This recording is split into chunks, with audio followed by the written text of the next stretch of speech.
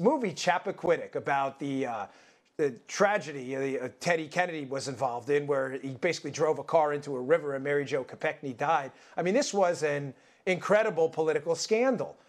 But incredibly, nothing's been done on that movie-wise, or in the entertainment community to cover this scandal in decades. Yet, Christian, you and I both know we've had, what, 4 or 5 movies on George W. Bush. I mean, God only knows how many movies on Nixon. I mean, seriously, from an insider's perspective, do you think it's just the fact that Teddy Kennedy has since passed, or why was this movie safe to make now? Well, that's part of it. The Kennedy mystique is not what it used to be. Now, Kennedy's been gone for about a decade or so, and that power is draining, and that makes Hollywood a little bit more able to tell the story.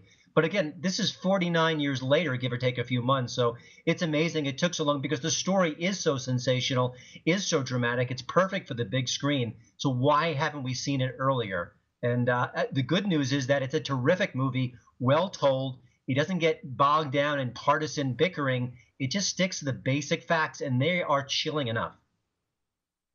Yeah, I'm looking to see this weekend, and I saw the director on. He was on Fox, and he gave a really nonpartisan kind of back and forth in the interview. He really said he wasn't looking. He was really genuinely looking to tell the story, which I'm fine with, by the way. I think there's a perception of conservatives as somehow we want some political slant to the facts too. We don't. I want to hear it straight as well. But I thought he gave a good interview. And, he said at the end, listen, the story kind of tells itself. I mean, he made no effort whatsoever to hypothesize about a relationship between the two. He just basically said what happened. And the story in and of itself is disturbing. I mean, the movie essentially, it depicts exactly what happened in real life. It is a troubling story.